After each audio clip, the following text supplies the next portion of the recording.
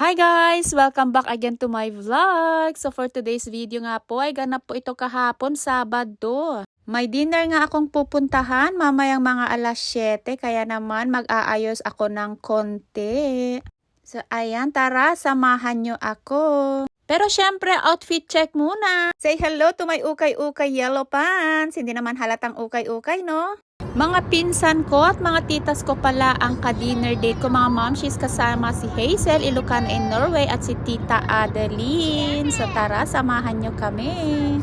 So andito na nga po tayo sa restaurant kung saan kami magdi-dinner. Inaantay nga namin ang aming mga orders ay syempre video-video muna para naman may mai-content tayo at syempre kwento-kwentuhan kasi nga medyo matagal-tagal din kami hindi nagkita-kita. Dahil nga busy-busy sa kanya-kanyang trabaho at kanya-kanyang pamilya. Sayang nga lang at hindi kami kumpleto ngayon kasi yung iba hindi po sila available sa schedule na to. Hopefully, sa susunod na girls dinner date at banding namin ay kumpleto na kami. Kakain lang po muna kami at baka lumamig ang aming mga orders. Is that a bag patat? I have a stick back. Du har med selv pommes Det var den som var grill. Kan jeg si det, ja?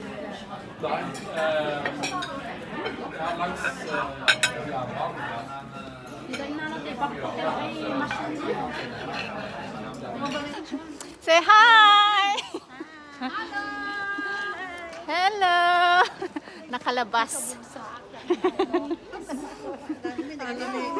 Malamin kami po.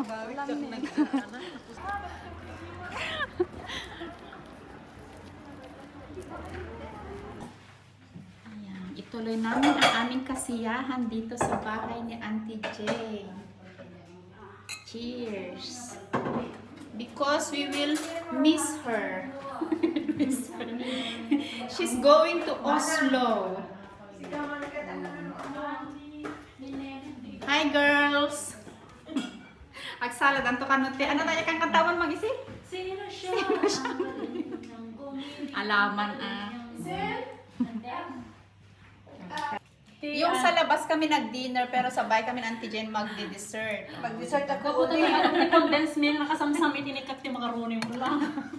At dahil nga medyo matagal-tagal kami hindi nagkita-kita at nagkakakwentuhan, ayan, at may nakaisip nga na huwag muna kaming mag-cellphone. At i-parking nga daw namin ang aming mga telepono dito.